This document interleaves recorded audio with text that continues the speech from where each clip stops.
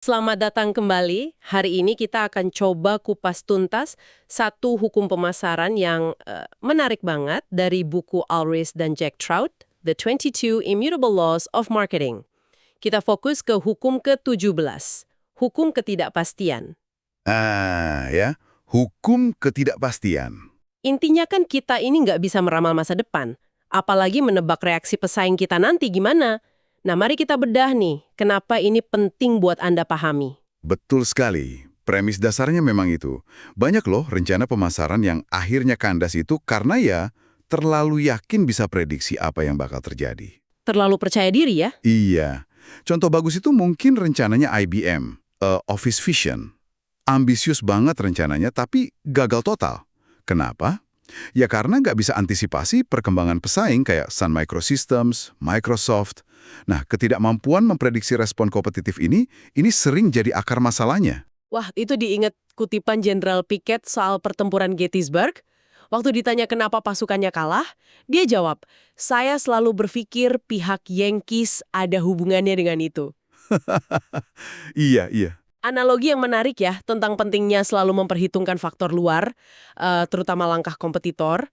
Poin bagus. Dan ini membawa kita ke perbedaan yang krusial sebetulnya antara rencana jangka panjang yang kaku, yang sering kali meleset, dengan punya arah jangka panjang yang jelas, tapi ya koheren.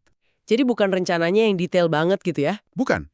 Seringkali masalah utamanya itu bukan di pemikiran pemasaran jangka pendeknya, tapi justru di pemikiran finansial jangka pendek. Terlalu fokus sama laporan kuartalan. Kejar target kuartalan itu ya? Nah, itu dia. Kita bisa lihat contohnya di ITT era Jinin, atau gimana GM dulu agak terpuruk karena fokusnya ke angka penjualan melulu, bukan bangun kekuatan merek buat jangka panjang. Tapi kan ada juga contoh yang berhasil, yang pendekatannya beda. Gimana kalau Domino's Pizza? Kayaknya mereka nggak mulai dengan rencana 10 tahunan yang super rumit deh. Tepat sekali. Domino itu contoh bagus. Ide awalnya, atau ya sudut pandang jangka pendeknya, simpel. Pengiriman pizza ke rumah. Oke. Terus, arah jangka panjangnya jadi jelas. Bangun jaringan pengiriman nasional secepat mungkin.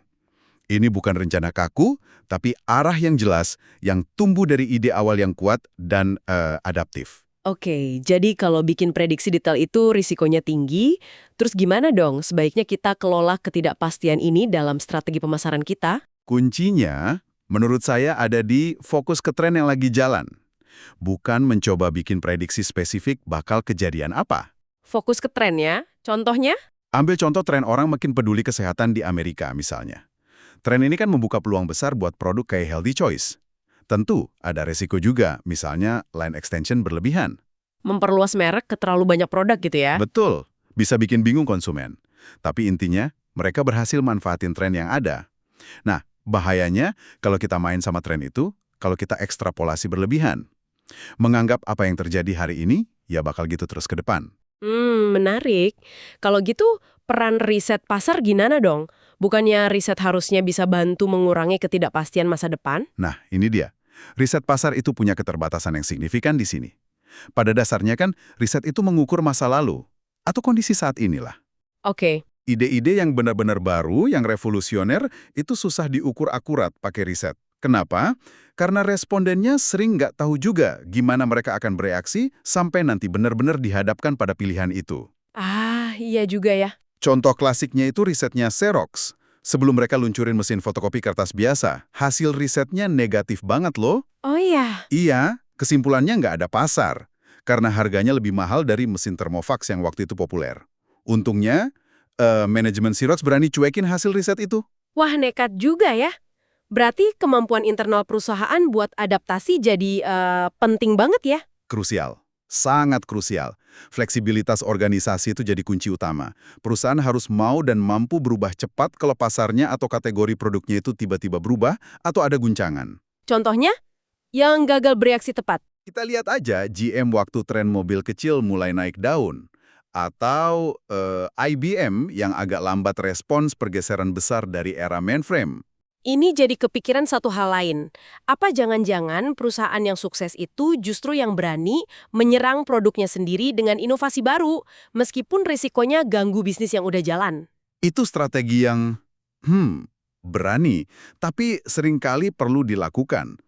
Coba bayangkan, ini hipotetis saja ya, kalau dulu IBM berani luncurin workstation canggih, kita sebut aja personal mainframe, yang mungkin ganggu pasar mainframe dan PC mereka sendiri. Wah, itu bisa konflik internal ya?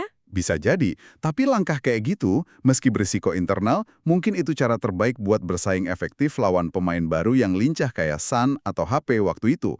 Jadi ada beda ya antara sekedar meramal masa depan dengan mengambil peluang di masa depan?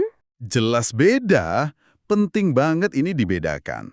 Memprediksi masa depan secara detail itu, ya hampir mustahil lah. Tapi, mengambil peluang di masa depan itu beda. Gimana tuh bedanya? Itu artinya kita bertaruh pada sebuah kemungkinan. Berdasarkan tren yang kita lihat, kebutuhan pasar yang belum terpenuhi, atau mungkin intuisi pasar yang kuat. Contohnya, Orville Redenbacher's Gourmet Popping Corn.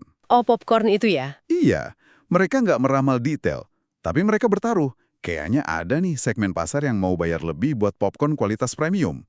Dan ternyata taruhan itu benar. Oke, paham. Baiklah, coba kita tarik kesimpulan nih. Jadi, hukum ketidakpastian ini intinya mengingatkan kita, ya, kalau terpaku pada rencana pemasaran yang kaku, yang berasumsi kita tahu persis masa depan itu gimana, wah, itu pendekatan yang beresiko banget. Sangat berisiko. Jadi, lebih baik kita fokus pada apa yang terjadi sekarang. Dinamika pasar saat ini, jeli lihat tren yang muncul, bangun fleksibilitas internal, dan ya siap buat berubah. Betul. Dan mungkin sebagai penutup ya, ini sebuah pemikiran buat Anda renungkan. Seberapa sering sih dalam perencanaan Anda, fokus utamanya itu mencoba menebak masa depan sedetil mungkin? Nah, coba bayangkan kalau fokusnya digeser. Gimana kalau energi itu dialihkan untuk membangun kapabilitas organisasi Anda supaya bisa merespon dengan cepat dan efektif ketika sesuatu yang nggak terduga itu terjadi? Jadi fokus ke kemampuan reaksinya ya? Iya, mungkin kemampuan beradaptasi dan kelincahan itu sendiri adalah aset yang jauh lebih berharga daripada ramalan masa depan secanggih apapun. Fleksibilitas mungkin lebih penting dari prediksi.